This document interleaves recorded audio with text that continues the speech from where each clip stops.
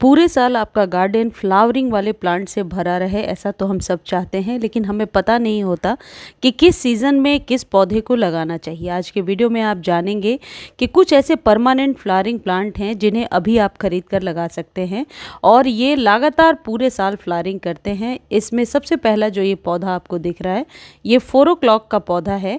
4 o'clock के नाम से ही मैंने लगाया है। यदि आपको कोई और नाम मालूम हो तो आप प्लीज़ कमेंट सेक्शन में ज़रूर लिख कर बताना। ये पौधा 4 बजे के बाद ही खिलना शुरू करता है। पूरे साल चलने वाला परमानेंट पौधा है। ये पिटूनिया है, ये पूरे साल नहीं चलता। अभी यदि आप नर्सरी पर जा रहे हैं तो 20 रुपये में आपको मिल जाएगा। 4 o'clock के प्लांट को ज़्यादा केयर की ज़रूरत भी नहीं पड़ती है और ये गुच्छों में फ्लावरिंग कर रहा है। वीडियो के अंत में मैं आपको बताऊंगी कि किस खाद को देने से ये पौधे लगातार फ्लावरिंग करते रहेंगे। ये है रात की रानी यानी नाइट क्वीन जैस्मिन जिसे कहते हैं। इसकी खुशबू बहुत ही अच्छी होती है और इसकी खुशबू से पूरा ही गार्डन महकने लगता है और रात को ही इसके फूल खिलते हैं। ये जो 4 o'clock का प्लांट है, इसे आप हमेशा 8 से 10 इंच के कंटेनर में लगाइए और इन पौधों को कोई ज़्यादा रख रखाव की ज़रूरत नहीं है, लेकिन ये ध्यान रखिए कि इन्हें पार्शियल शेड मिलता रहे। लगातार डायरेक्ट सनलाइट से बचाना है।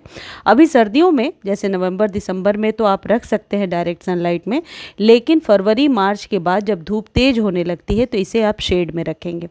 अगला जो पौधा है ये हिबिस्कस है। हिबिस्कस की हाइब्रिड वेराइटी है जो आप अभी खरीदेंगे और पूरे साल ये आपके गार्डन में रहेगा। हिबिस्कस देसी वाला भी खरीद सकते हैं। जो देसी हिबिस्कस होते हैं वो बड़े आकार में होते हैं, साइज़ में ज़्यादा लॉन्ग चले जाते हैं, लेकिन जो हाइब्रिड है इनकी साइज़ ज़्यादा नहीं होती और ये छोटे कंटेनर में लगते हैं, यानी 5 से 6 इंच के कंटेनर में आप इसे आसानी से लगा सकते हैं। कटिंग के द्वारा भी ग्रो कर सकते हैं, लेकिन कटिंग साल में 2 बार ही अच्छे से ग्रो हो पाती है, एक तो फरवरी में और एक रेनी सीज़न में। ये पौधे अभी 50 से 80 रुपये के बीच में आपको नर्सरी पर मिल जाएंगे। इन हाइब्रिड गुड़हल को गर्मियों में थोड़ा शेड प्रोवाइड करना पड़ता है, दोपहर की धूप से बचाना है, लेकिन अभी सर्दी में आप इसे ओपन सनलाइट में रखिए और पूरे दिन के सनलाइट में रखिए। यह है रजनीगंधा, बहुत ही अच्छी खुशबू आती है। यदि आप बहुत खुशबूदार पौधा अपने घर में लगाना चाहते हैं तो ये पौधे लगा सकते हैं। इनके बल्ब्स होते हैं। बल्ब जब ये फ्लावरिंग बंद कर दे तो बल्ब को आप मिट्टी के अंदर ही रहने दीजिए, दोबारा वो अपने आप रीग्रो हो जाते हैं। उन्हें उचित बस खाद पानी जो आप अपने गार्डन में देते हैं वो देते रहिए। जो परमानेंट फ्लावरिंग प्लांट्स होते हैं उन्हें मंथ में एक बार नीम ऑयल के स्प्रे से ज़रूर अच्छे से स्प्रे कर देना चाहिए। 1 चम्मच नीम ऑयल लेकर के आप अपने स्प्रे बॉटल में डाल लीजिए और अच्छे से सभी परमानेंट फूलों वाले पौधों को दे दीजिए। इससे फंगस की समस्या नहीं होगी और नीम ऑयल से जड़ें भी मजबूत होती हैं। जैसे ये गुड़हल है, ये देसी गुड़हल है और पूरे साल इसके फूल खिलते हैं, लेकिन सर्दियों में कई लोग ऐसा कहते हैं कि मेरे देसी गुड़हल में फ्लावरिंग कम हो रही है और हाइब्रिड में ज़्यादा हो रही है, लेकिन मेरे गार्डन में दोनों ही लगातार फ्लावरिंग करते रहते हैं।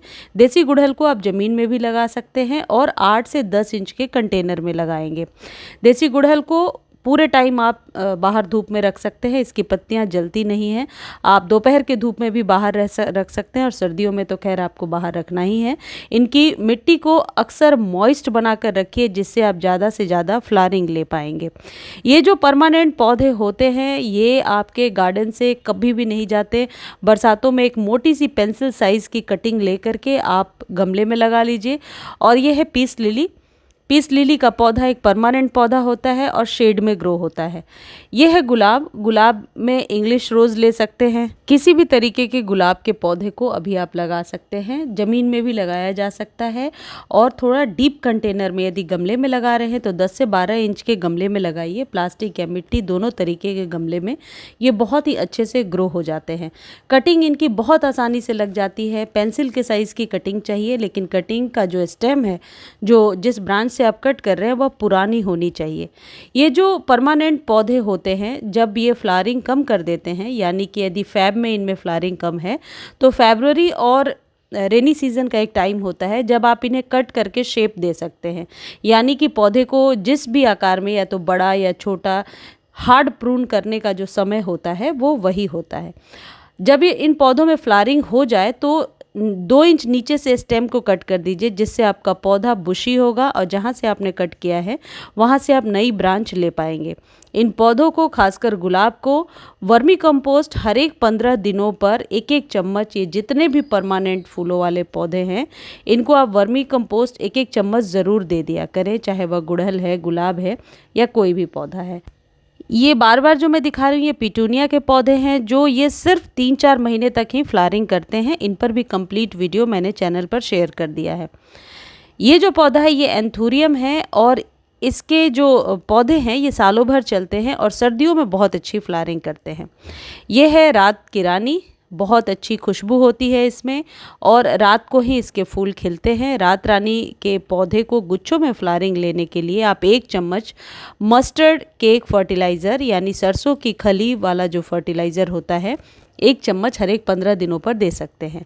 इन पौधे की पत्तियां अक्सर मुड़ने लगती हैं यदि आप प्रॉपर सनलाइट में रख देते हैं। इसे सिर्फ 2-3 घंटे की सनलाइट दीजिए। यह है हरश्रृंगार, जिसे पारिजात कहते हैं और ऐसी मान्यता है कि हरश्रृंगार के पौधे अपने घर में रखना बहुत ही शुभ माना जाता है।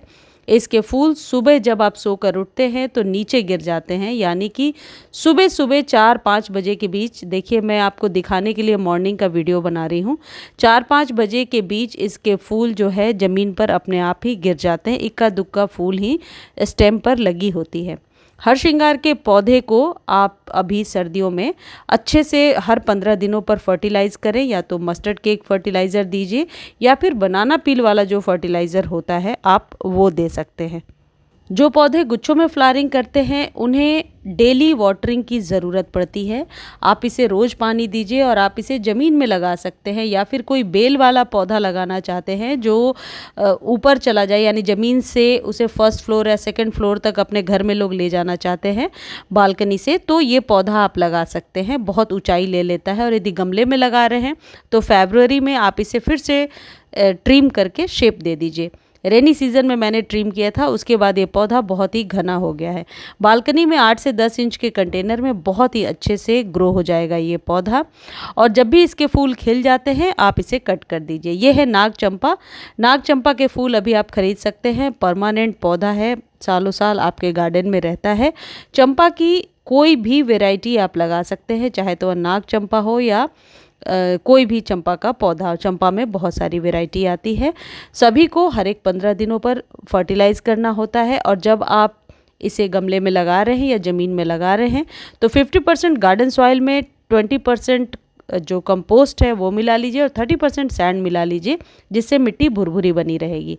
अपराजिता का पौधा तो हर घर में होना चाहिए और अपराजिता के 2 कलर आपको आसानी से नर्सरी पर मिल जाएंगे 50-50 रुपये में। ये वाइट है, नीली अपराजिता होती है जो शंकर भगवान को चढ़ाया जाता है, और इसमें पिंक अपराजिता भी होती है, लेकिन पिंक मैंने नहीं खरीदा है। इसमें सिंगल पेटल और डबल पेटल दोनों ही अपराजिता का जो फूल है, जो पौधा है, वो आपको मिल जाएगा। इन्हें भी 15 दिनों पर फर्टिलाइज़ करना है। और बेल वाला पौधा होता है ये। यदि गमले में लगा रहे हैं तो ट्रेलिस बांधिए, जैसे मैंने बांध रखा है। यदि ज़मीन में जगह है तो ज़मीन से लगाकर आप बेल वाले पौधे के रूप में इसे ग्रो कर सकते हैं। बहुत ही ऊंचाई तक ये चला जाता है। इन पौधों को फर्टिलाइज़र की ज़्यादा ज़रूरत है क्योंकि फ्लावरिंग इसमें डेली, छोटा भी यदि गमला है तो 10 से 15 फूल डेली खिल जाते हैं। ये जैसा अभी बताया, ये नाग चंपा का पौधा है। ये जो जितने भी पौधे आपको मैं बता रही हूँ इन सब पर कंप्लीट वीडियो मेरे एवरग्रीन वाले चैनल पर है। तो यदि आपको किसी वीडियो के बारे में जानना है आप कमेंट सेक्शन में लिख देंगे तो और डिटेल वाला लिंक मैं नीचे कमेंट सेक्शन में डाल दूंगी। ये जो पौधा है ये अलामांडा है। इसमें 2 वैरायटी होती है। अलामांडा की बुश वैरायटी होती है, लेकिन ये लॉन्ग वैरायटी है, यानी कि ये जो वैरायटी है ये बहुत ही ऊंचाई तक चली जाएगी। और यदि कोई लताओं वाला पौधा आप लगाना चाहते हैं तो इस अलामांडा को आप लगा सकते हैं। सस्ते पौधे होते हैं ये और बहुत आसानी से चलते जाते हैं। इनके लिए कोई अलग से कोई खाद की व्यवस्था नहीं करनी। जो खाद आप अपने गार्डन में सभी पौधों को देते हैं वही खाद दीजिए। और यदि कोई फंगस या मिलीबग्स या स्पाइडर माइट्स का अटैक है तो जो नीम के ऑयल वाला आपको ट्रीटमेंट बताया वो कीजिए। हाँ, इन पौधों को धूप की ज़रूरत पड़ती है, शेड में